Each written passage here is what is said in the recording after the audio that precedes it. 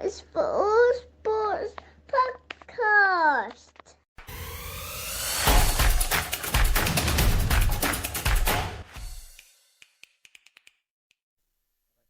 Welcome to the All Sports Podcast with me, Matt, and today, Joel. How are you, mate? Hey, Matt. All good, thanks. How are you? All good as well. And Femi, how are you?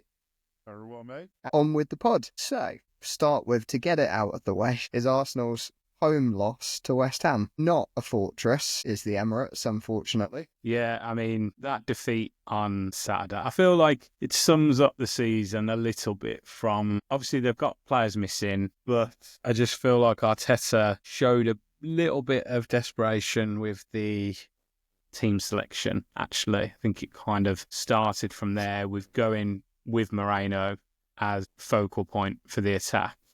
Yeah. I just don't. I think it's hard to make that work, and why not just trust Arsenal to do what they can do really well, which is like keep themselves in the game, control the game. Set pieces are a huge factor for them, have been all season. Back yourself to nick something from that, but I just think he didn't trust them to do that, which is surprising. And I think that kind of seeps into the team. It seeps through the club. They just constantly on this precipice, I feel like. Yeah, I think if Marino's got to knock on the door and say, Gaffer, I'm not a number 9. Because if he was, he'd be one. Yeah. But he's not, because he's not, and he's got strengths in other positions. He's got to just knock on the door and say, fluke that. Well, the game had massively I don't opened believe up in. Yeah, I don't against believe in Leicester, I don't believe in myself to do this week in, week out, hadn't because it goes against him a little bit now. To play in his actual position, they could have played one of the wingers as a centre forward, and that been more viable, I felt. But yeah, he went for a target man, and they couldn't really do anything with that. We've used the term toothless attack before, and it's just the theme of the season a little bit. We've said that, and then they've gone and scored 5 goals against Man City.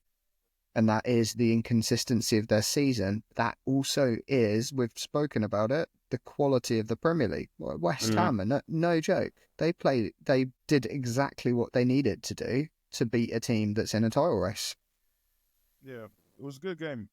To be fair, it was a really good game. I think I agree. As a United fan, as a neutral, as in, do you know what? I think he should have, gone with Sterling.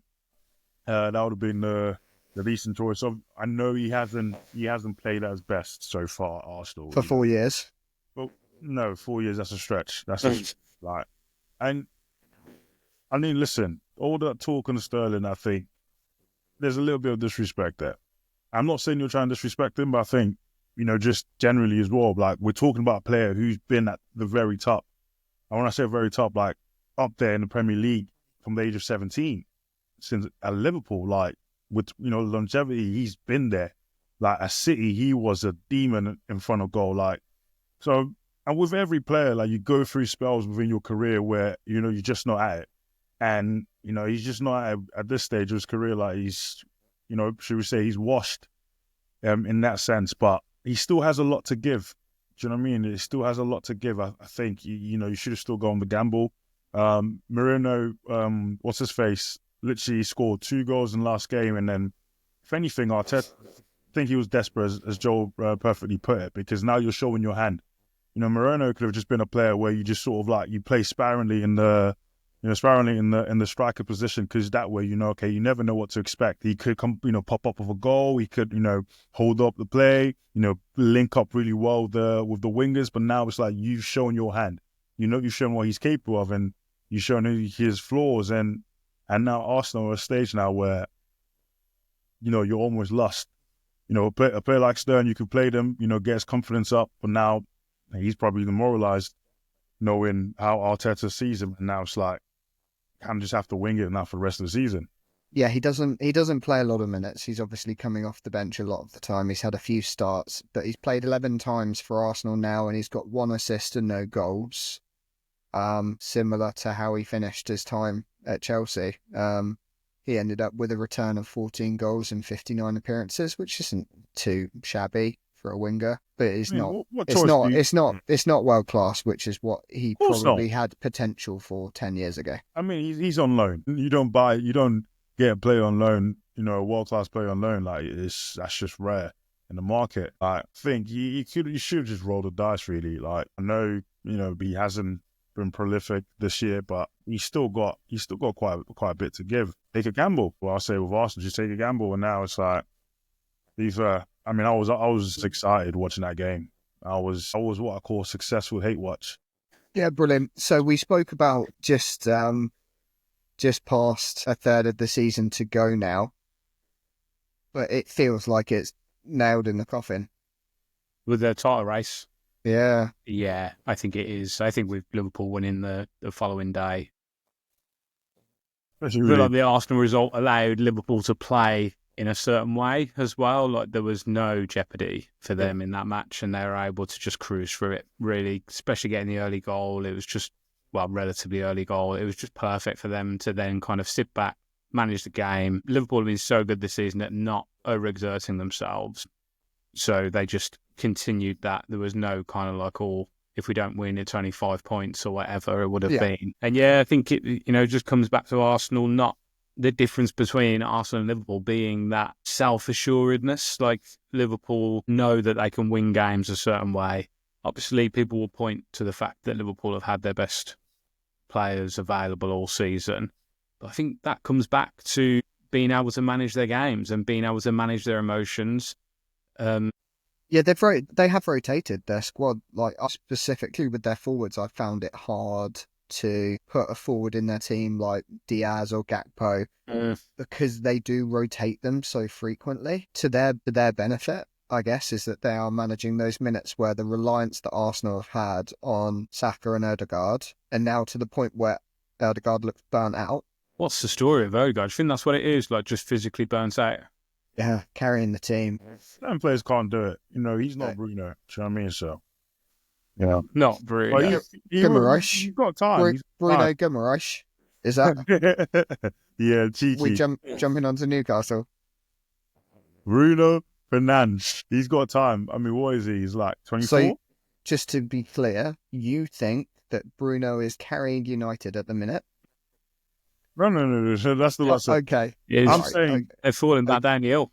No. Let's be honest though. You swap Bruno for Odegaard, and Arsenal in a better position than they are right now, and that's a fact. They're still second in the league. They're still the second best team in the league. That's not a fact. That's a hypothetical. No, that's not a fact. That's the fact. And your opinions and facts mixed up again there. Sorry. There's certain opinions that are factual. Yes, and that wasn't one of them. Unless you've gained this out on Football Manager, then I'm not having it. I tell you, just a quick detour. Tom Football Manager, Tom FM on YouTube, brilliant videos. You seen them? Oh, really? Not with it. He gave a non-league club £1 billion, or like gave the whole of the non-league £1 billion to see what subsequently happened with them over time, and like plays it out over 50 years. Brilliant. What did? Such good content. I don't think any of the non-league clubs actually won the Prem. A few of them made it up and in, like Bromley specifically, I remember. He also gave a non-league club a 150,000 seater stadium and then gained that out. And that was quite interesting because obviously the gate receipts were so good. Anyway, but I'll probably link the video. Really, really worth a watch, but very watchable content because video after video is just really interesting, like hypotheticals. So there's the suggestion for a video there, Femi. Swap Odegaard and Bruno. Bruno Fernandes. I mean, he might not do crazy numbers on that video, but anyway, where were we? So yeah, that's Arsenal. Odegaard Arsenal are done. Odegaard's burnt out. Saka's on his way back, but it's too late. Late in the season. He's going to need some time. That injury is a nasty one. That surgery is a nasty one. Yeah. I actually don't think he plays again this season. I think as well with the position that it's Champions League, isn't it? I said that's the difficult one. I don't even beat the PSV. We're talking about. It's not been the kindest straw for them. I don't. No, I think. said PSV's a tough one for Arsenal Yeah. because of the way they play as well, and then also because Arsenal will get caught on the counter by a team like that. But then also it's Real Madrid in the quarters, Exactly. so, and they were ruthless. They were ruthless against a toothless Man City. And similar, Liverpool were ruthless, and they just did what they needed to do against Man City at the weekend as well. Yeah, and could have done more, to be honest. I think Szoboszlai could have had a couple more goals. He's all right, isn't he? I think he struggled Never rated actually. him. I've Earlier, never rated him. yeah, like he struggled a bit earlier this season. I think he was the one player who like Slot really stuck with, but it looked like it wasn't quite happening for him. And I think Slot made a comment about him maybe and his form around October, November time. I remember that. But he stuck with him, and I think he's a good coach's player. Like he'll do the things that Slot asks him to do tactically. So that's probably why he's been picked so consistently. And now it's starting to pay off. He's getting more involved in goals and assists. So yeah, he looked really good yesterday. I thought obviously Salah is just a complete different striker at the moment, isn't he? It's basically a goal and an assist every week. And to have a player like that who's always available, whose touch is just immaculate, you can find in any situation, and he'll get you up the pitch. On Salah, yeah, we're gonna need to have some uncomfortable conversations about where we play Salah in the all-time greats in the Premier League. Uncomfortable conversations. Well, I mean, I think we've got time. We've got time to get into that today. I think, as a United fan, especially, like I will put him top 3 easy. Okay, so do you create a team where you have the current formation of a 4-1, what is it, a 4-1-3-1 or whatever? Or do we have 4-3-3? Do we go traditional 4-4-2? It depends. 4-3-3. It depends. Eh? 4-3-3. I think he gets into any formation. Who's centre forward though? Although Kane, have your pick. Not as a centre forward. I mean, I get it. Obviously, Ronaldo probably played. Yeah, I mean, he played on the wing. At that stage of his career. Exactly. Yeah. So you're talking position, or are we just putting people out of position? It wouldn't be with those things. It's hard to because there's been multiple amazing players in the same positions. But yeah, I think when you hear someone like Jamie Carragher, who knows Liverpool inside out, played with somebody like Gerrard as well, watched someone like Kenny Dalglish, for him to say that Salah is probably Liverpool's greatest ever player is a hell of a compliment, isn't it? And I think that tells you all you need to know about where he needs to rank in terms of Premier League greats. I think I agree that he is in that top 3. I'm trying to think of what my top 3 is. I think Henry. Yeah, I was going to say, is he better than Henry? I mean, they play in the same way on the opposite sides. And that's what I meant by. Or is that your front 3 with Alan Shearer or Harry Kane? Listen, respect to Alan Shearer, but Alan Shearer don't make my top 3. Oh, goal scorer, mate. Yeah, I mean, congrats to him. He's got cemented for life, but not on my top 3. just to fit him into your top 3, you'd play Cristiano as centre forward. No, I probably wouldn't. I still play up top Aguero, because what he did to United, there's never been a player who I hated more than Kun Aguero. Like, he made my life as a United fan hell. Even the last goal he scored, on the final day of the season, the Aguero, listen, that broke my heart. And for me, you just got him. He's defo the best strikers ever played in the Premier League. I think the recognition of Salah not being recognised enough in that status of Premier League great, it's kind of perpetuated in world football as well. Like, we've spoken about it a lot. Like, where did he finish in the Ballon d'Or list this season? He was well down, wasn't he? Well down. I think he came 6th one year, and that was even controversial. But this year, if he wins the Champions League and Premier League, he can't be denied. Which I think there's every chance he does. You know, we gave it. It was understandable why, with a European win, like there's national team stuff that goes into it as well.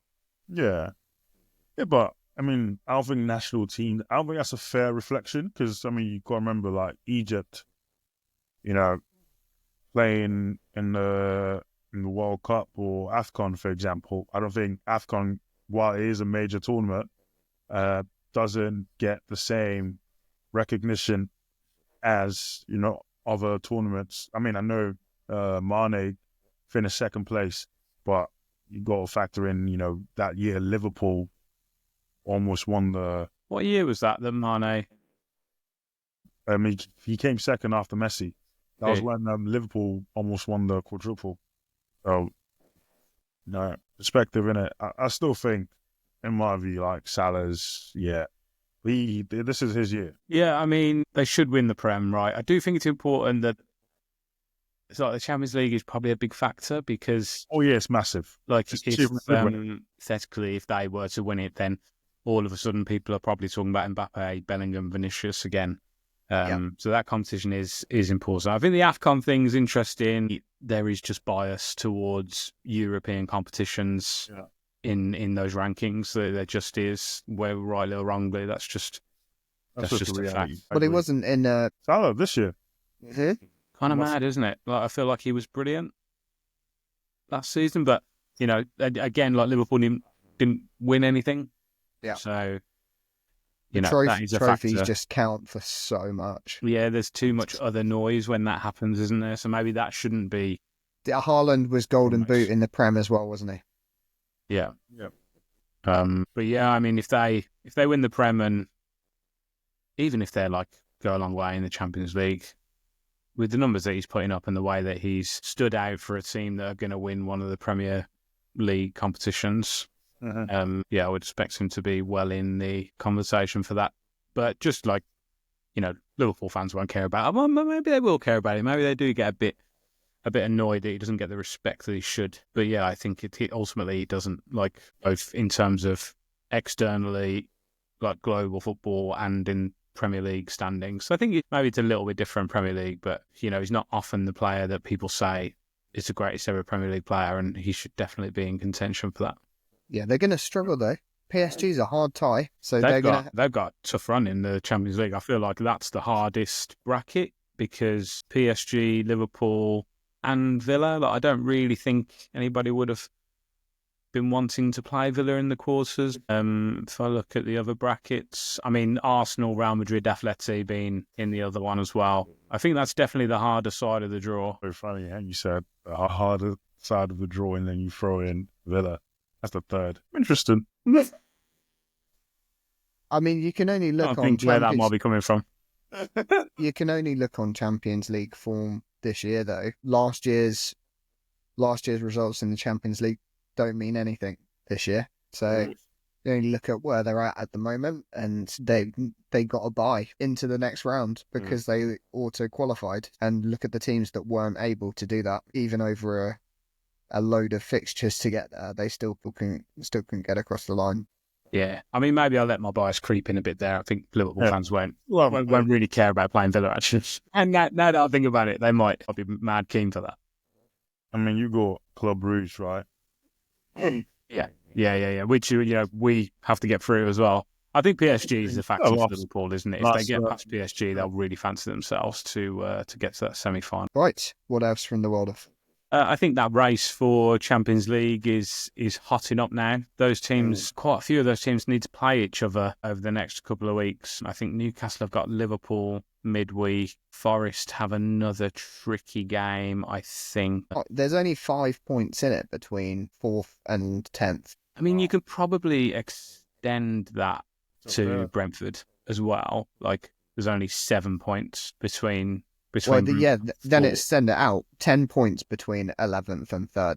All the positions really up for the grabs. Yeah. So, yeah, I would say all 3 positions are there, like, to be competed for. 4 teams, like, I mean, I'm looking at it now. Forest are obviously in the strongest position. You've got City, who have been a bit, they look like they might be back, and then all of a sudden they don't look too good again. It's like Were they playing teams at the right time? Like when they beat Chelsea, was that just a timing thing? But they still got the job done. So I think... Don't you find, though, with these positions that are up for grabs, with these Champions League spots that are up for grabs, it changes the dynamic of the games towards the end of the season. So it's actually pretty detrimental for Arsenal, who are probably feeling like they're out of the title race. Now they've got the chasing pack behind them. So actually, it's not unreasonable to think that Arsenal could be slipping and one of those positions could be pushed maybe, out to but Arsenal as there's a well. lot of traffic, isn't there? Yeah. And I think for clubs to overhaul Arsenal, that's... They'll need to win, some pretty big games. And you've also got to factor in, club like Nottingham Forest, you do need experience towards the tail end of the season to be able to, keep up that momentum that they will tire out mentally. Well, yeah, they already are. They've already lost 3 in the last 4. I think this is like Man City go past them in the next 3 weeks. Even Newcastle, who knows? They win the Carabao Cup and then, they just go to that platoon and, they mentally tire out as well. So, no, Arsenal can't be caught. I think that a good second place. I think the thing with Forest now is they're shipping goals. Yeah. Before they weren't shipping goals at all. They're still scoring. Yeah, but the way that they play, they don't want the ball at all. They want to sit back. They want to hurt you on the counter. And if you start shipping goals, then that changes a lot of how you can actually do that, because you can't control a game if you're not keeping clean sheets. So I think it'll be interesting to see what happens with them. I'm not sure what their next few fixtures are. I'm just trying to have a look now. So they've got Arsenal this midweek. So obviously that's a really big game for both teams, you would say. And it's at Forest. They're still in the FA Cup. Then they've got City, Ipswich away, United, Villa, Everton, Spurs. They've got a fairly tough run there. No. So I would say... We ruled it out. Anyone that's got United from now to the end of the season. Yeah, true. Remember, all you can eat. All you can eat down there. It's on April Fool's Day as well, which... Oh, here we go. How fitting. Recipe for disaster. Look, so, yeah, I think this is a real test now of Forest's mettle. So we'll see where they are after the next few games. I said last week about Spurs, Femi, you laughed and you laughed and you laughed. I told you. What did you say about Spurs? I said they've turned the corner. I said they've turned the corner now. They've had some nice games. Right. We see Spurs will do what Spurs always do. They trick you. They can trick you. I think that is true. They trick you, and you've played right into it. They win. I haven't. They went away to Ipswich, who are scrapping for their lives and playing scrappy at the moment, and absolutely dominated them. Massive 4-1.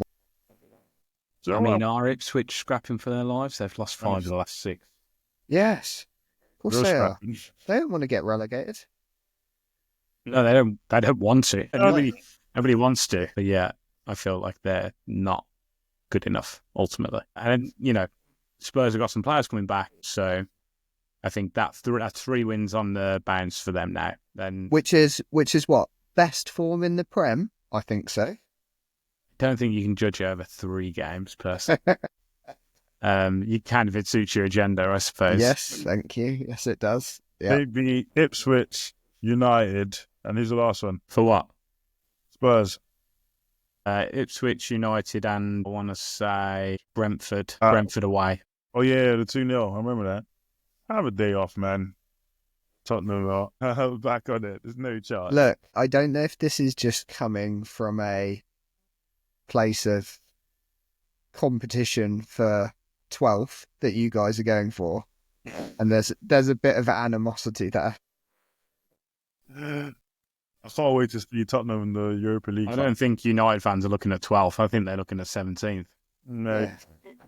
We're not even focused on the league anymore. Everton was always going to be hard for United, though. I think we all said, didn't we? Yeah, I was surprised we come away with a point. The draw. Yeah. Probably not undeserved. Actually, I said not deserved, not undeserved. Definitely not deserved, because I think Everton should have killed the game off in the first half. Like, we were non-existent. And should have had an opportunity to go back in front as well. Exactly. They played us off the park. Like, I think we're just waiting for the season to wrap up. Do you think what's going on with Maguire? He had another one of those games, didn't he? Had an absolute mare. So many of those. What to expect from Harry now? You never know what you're gonna get, but I'm not gonna sing him out, because like the whole team's been bad, for a better half of the season. So like, I mean, if we start singing out different players, we'll be here all day, and we could go all out for all United players. And as soon as I saw Ahmed's out for the season, I just knew, like, that's it, season's done. The team would have felt that too, because a player on form, youth, energy, that gives a rise to the whole team. Oh, for sure. Like, I mean, it's a killer, that one. That genuinely broke my heart. Now, side, there's really nothing for us to look forward to. Just hope for a miracle in the Europa League. At this stage, I'm not even sure I even want to play Champions League football, because I think it sells. Oh, they wouldn't be ready, would they? Yeah, we wouldn't be ready. It would just be, just be there for the sake of it, and it'd just be a time waster. So Dorgu looked all right. You look lively. Yeah, specimen. What a player. I'm excited to see how well he performs, but I do fear we're doing the similar thing that we've always done for our young players. We buy them early and we play them. We overplay them. I think rely on them. Really interesting. Start. Yeah, Varane says something interesting about Madrid. The difference between Real Madrid and Man United is when Varane signed for Madrid, it took him a while before he actually got to play. He had to learn under Ramos, under Pepe. But, United signed a young player, that pressure's there already. Like, you're almost, literally put in to the squad to have a go. And it's just not the right environment for a young player, because you have one bad game and that sends your confidence, sets you back, by a long mile. So, yeah, it's not great. But what choice do we have? You got to play him. He's the kind of player that I was talking about last week when I mentioned about like attributes players. Like, he's not relatively. I didn't know a lot about him. If I'll be honest, I haven't seen a lot of Lecce recently. Apparently, their system marries up nicely to what Amorim's trying to do, and there's a certain. He's exposed in the sense that he's come and he's got to play, but there's a certain comfort in his anonymity as well. Nobody really knows what to expect, rather than somebody young who a lot is expected of comes in, and that makes it doubly hard, I think. So it'll be interesting to see if he can kind of bed in for the rest of this season. They need some wins under their belt, don't they? Oh, mate, desperately need some wins. Goals, they just don't look like. There just doesn't look like there's any goals in the team. Like, it's so mad watching United and thinking, there is no threat here. In that first half against Everton, there was just no attacking threat whatsoever. And Højlund I don't even know what to make of him. He's not a goal scorer, is he? He's not a goal scorer. And Xerxes not even a number 9. Or your manager saying out in the open that you're clearly not a number 9. A player who's played a striker all his career has been put in a number 10.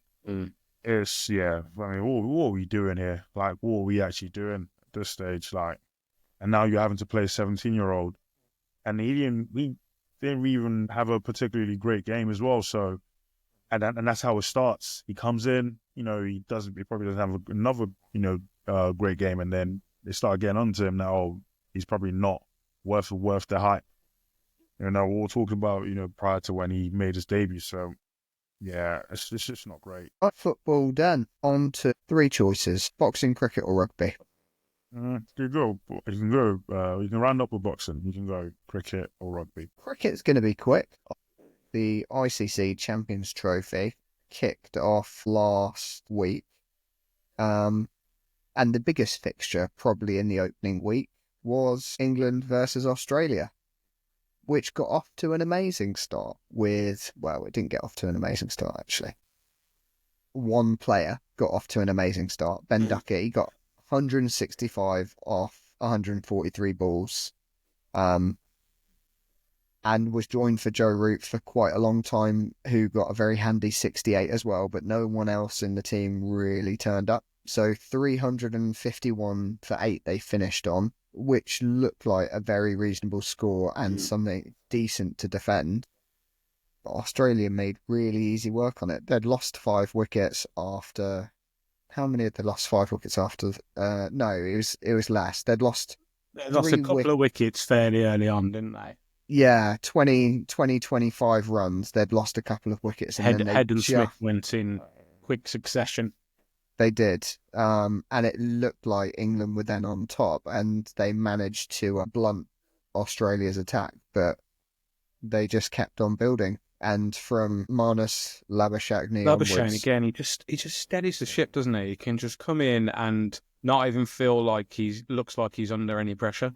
Yeah, it is a real quality to have a player like that in your team. Looks like he's never had stress in his life, and maybe he feels like it, but he certainly doesn't show it. And yeah, him and Inglis then steered them over the line. What did you say about Inglis? What's his association with England? Well, he's a Leeds-born Coventry fan. There is a picture of him on the BBC website receiving an award from the Kaiser Chiefs in his school days on the outskirts of Bradford. And his name is English. Name is bloody English. So of course he played for Australia. Yeah, he did and scored 100. Whoa! You see what cricket? So yeah, I'm not sure what happened with him for him to be turned out for Australia. Obviously, he's got some heritage there. You see what cricket? Do you have the same player throwing and batting? Say again? You see, with cricket, do you have the same player throwing and batting? Throwing. Cool. So we're gonna. I said to Femi, when there's a sport that you're not so strong on, just ask some questions. Just ask some questions. Grow your knowledge. What's the toe? Bowling. Oh, Bob. Oh, I'm gonna cry. Oh my God. I love that Matt was just going to breeze past it as well. He was just going to explain. He's getting better. I couldn't let that go. I couldn't let throwing go. I'm sorry. They're called... So ones that do both are called all-rounders. So you have a bowler, a batter, an all-rounder, and a wicket-keeper are the core positions that you'd have in the team. And Inglis is a wicket-keeper.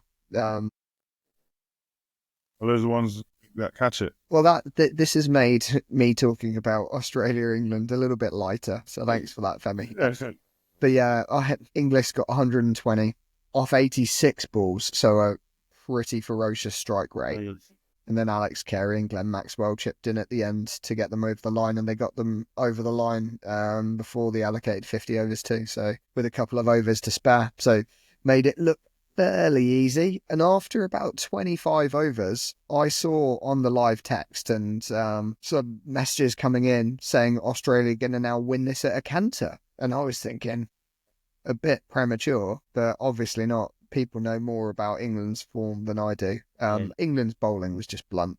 Really, really blunt. Yeah, the quicks went for a lot, didn't they? Yeah, when your main quick, well, is he the main quick? I'm not really sure. He kind of is. He's like the... Who are you talking about, Wood or Archer? Archer, he's the superstar of the team. Wood is probably the main quick across all formats, but yeah, Jofra Archer, when he's going around in the shorter format of the game,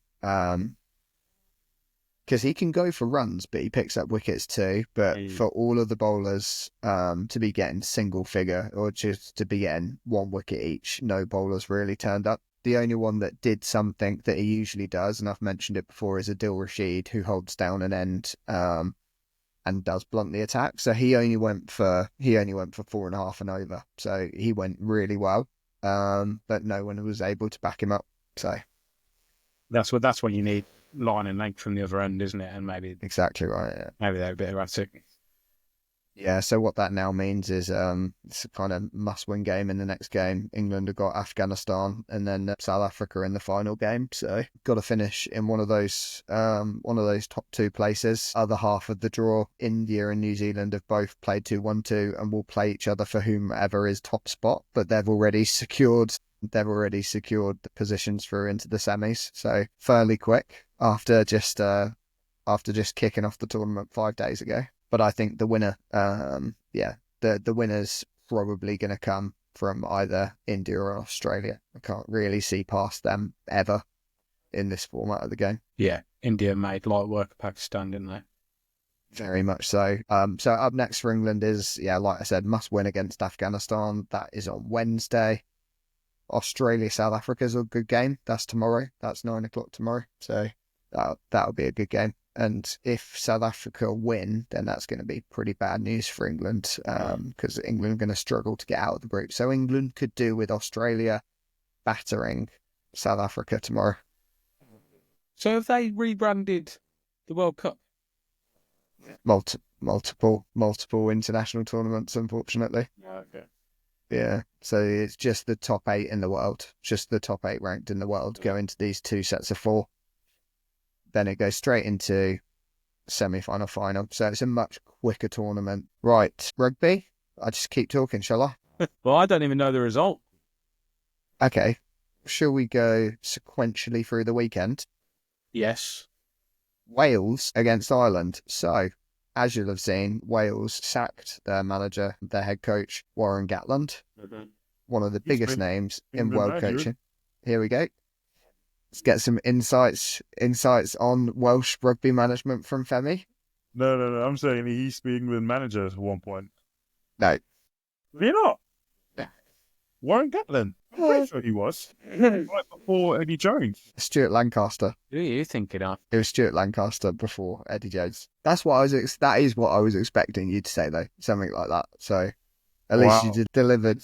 So Wales, as I'd mentioned before, Wales had been on a losing run of 14 games on the bounce, I think it is. They were 13 up against Ireland, who are ranked number 1, 2 or 3 in the world for the last 3 years.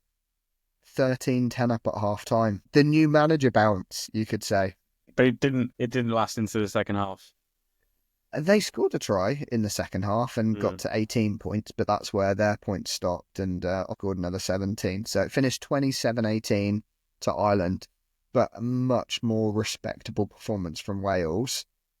So we spoke before about Wales only picking from the regions in Wales.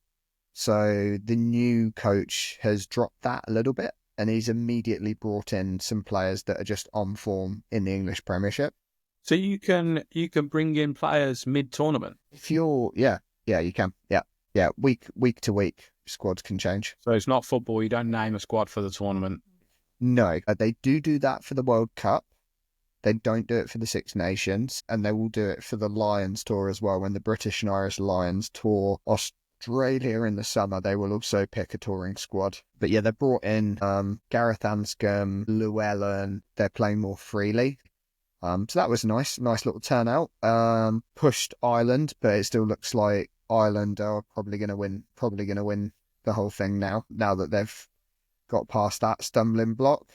Then we had England versus Scotland, and Scotland got off to a storming start. And I think the better team probably lost. It was Scotland who were winning at half time. It was 10-7 to Scotland at half time. But England kept chipping away. And the way it went last year is England just couldn't win. Yeah, I was going to say it's nice that England have come out the right side of a tight result. Yes. That hasn't happened very often. No, we had it in the autumn internationals, didn't we, where we were saying England starting to play really well, but just losing by a point or two. I would say it's probably England's worst and scrappiest performance this weekend, and they've come out the right side of it. One of the things that made a difference was Finn Smith kicked a penalty from the halfway line. So it was dead straight from the halfway line, a really difficult kick.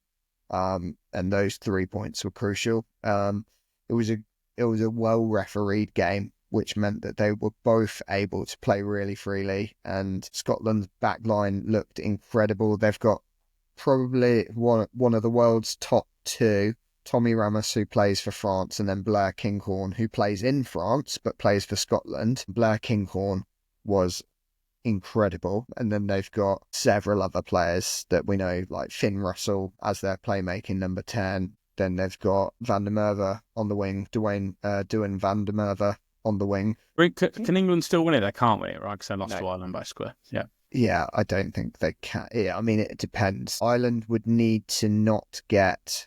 Need to lose to France and Italy, and that's just never Yeah, going but they also need to not get bonus points. So they need to lose by more than 7 and not score 4 tries in those games. So it's quite difficult. England's points difference is gross as well. England are on -3. France's points difference, who are in second at the moment, is +91. Yeah, that was helped significantly by their game of the weekend.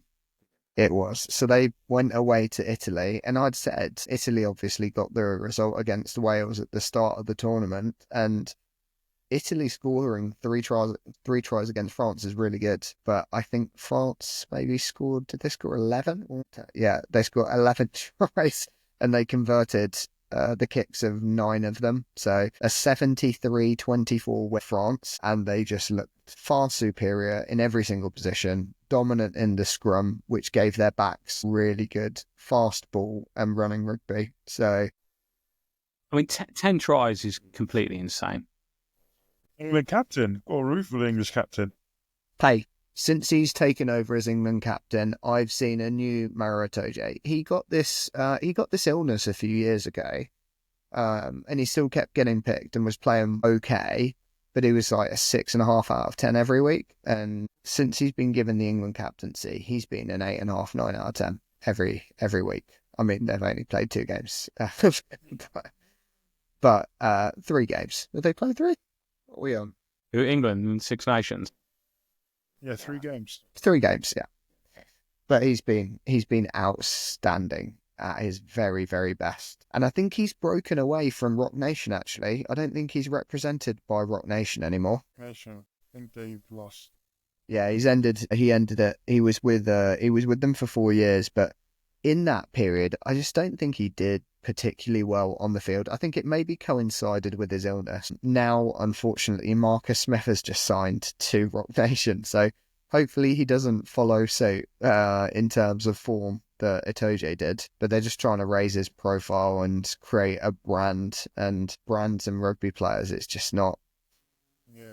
It's not really in line with how they do it. It's very much humility and keeping a low profile. So these Rock Nation rugby players is really breaking the mold, and it's not really landed yet. I don't think I've seen it work particularly for any player specifically. Whereas Antoine Dupont, sponsored by Eden Park, the French clothing brand, is impeccable. Very, very good content.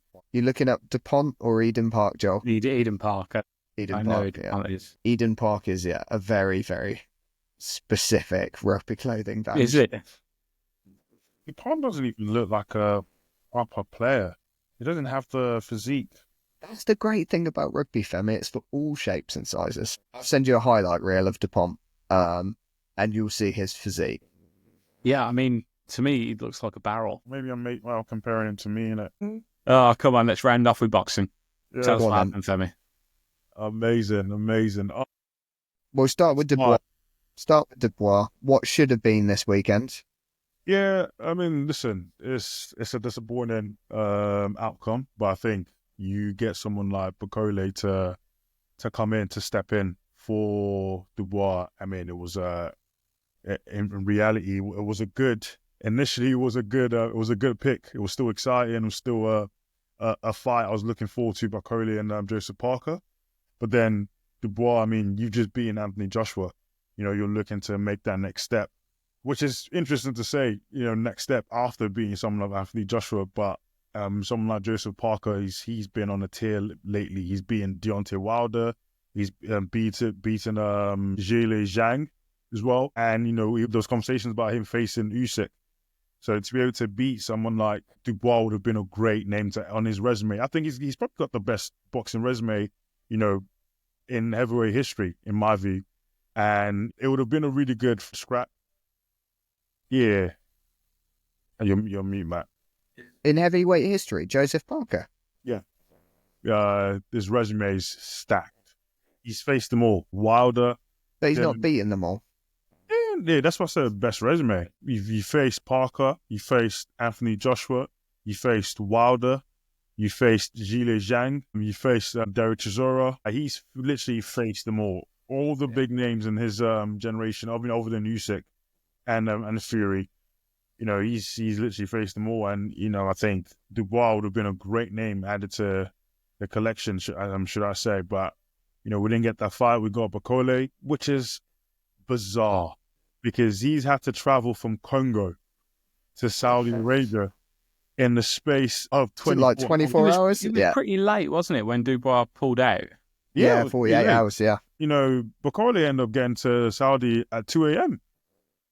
It's a bit, isn't it? It's a big payday, I suppose. Yeah, massive. Yeah, I think it was a fortune. It was just an exhibition, wasn't it? Yeah, I mean, he's still a quality operator. And to be fair to him, I know he got knocked out, but it was one of those punches, to the equilibrium. Yeah. It wasn't like a punch to the chin where it's like, okay, you know what, you are almost having to test your chin, but it's the equilibrium. There's nothing you can do about it. Yeah. Your legs give up on you. At one point, I thought Parker actually missed a punch. I had to rewatch it multiple times. Even like skimmed his over. Yeah. I thought it was like Well, what's it called? You know it with babies, Joel. What's the soft bit on the head called? Like the fontanella? I can't remember what it's called, but yeah, I know. I think it's called the fontanella. It's like he's still got the soft bit of his head. He just clipped his fontanella and down he went. So weird, isn't it? I've never seen anybody go down like that. I mean, that bit. I mean, Anthony Joshua Ruiz, similar kind of punch. To the equilibrium, not to the chin, literally straight top of the head, and. With those sort of punches, one, you don't see them coming. Two, like you can't defend them, and you can't predict how your body's going to react to them. You just have to hope for the best. It's so hard to see the connection in real time. Yeah, I think the angle. See what he just looks like he just skims it, doesn't he? Skims it, yeah. You just know it just wasn't. He probably, I don't say he didn't mean it. Obviously, he was still aiming for something. Are you saying he took a dive? No. I'm talking about Joseph Parker, but for as long as it lasted, it was a decent fight. I mean, first round, you knew Bakole was up against it anyway, so he just had to come out fast, come out strong. I mean, he wasn't in camp, so the only chance he did have was getting him out early, and it's heavyweight boxing. You go for full gun blazing, and then hope for the best, and you roll the dice and just didn't work this time. Yeah, I think with Parker, he lost to Joshua when Joshua was actually boxing. He's not been boxing for a while, but he's beat Ruiz and he's beat Derek. I don't want to say Chisora, but he has beaten Chisora. It does count for something. Yeah, beating Wilder. Was it last year? No, it was the Christmas before, wasn't it? But beating Wilder as well, very, very big. Had he have beaten Dubois, with Dubois having just beaten AJ, it's almost like he would beat the person that beat him. It's kind of like that awkward rule of being better. Boxing maths. Coincidentally, yeah, boxing maths. Yeah, I think he would have been a contender for Usyk. I think. Oh, for sure. I think even now he's probably even a contender for Usyk. Yeah, I still think it might be a money spinner first. Like, I think it might be Fury Joshua is going to be the fight first. Is going to be the next big fight first. I do hope for that because that's we need that as British fans. Like we need that fight. Before both fighters retire. And we're almost back to square one, similar to with Amir Khan and Kell Brook. Fighting at the tail end of their careers. Like we never. I don't want us just to have these series of losers of Joshua and Fury have lost their last fights, and now the losers are fighting each other. It kind of feels like you need like a Dubois Usyk or a Dubois Parker. So it's a real shame that this fight didn't go ahead for British boxing as well as for the heavyweight division. What's the plan now? Will it get rearranged? I think Usyk is going straight for the Dubois fight. Yeah, he's just going to go straight for it. And, I mean, still a great fight in my view.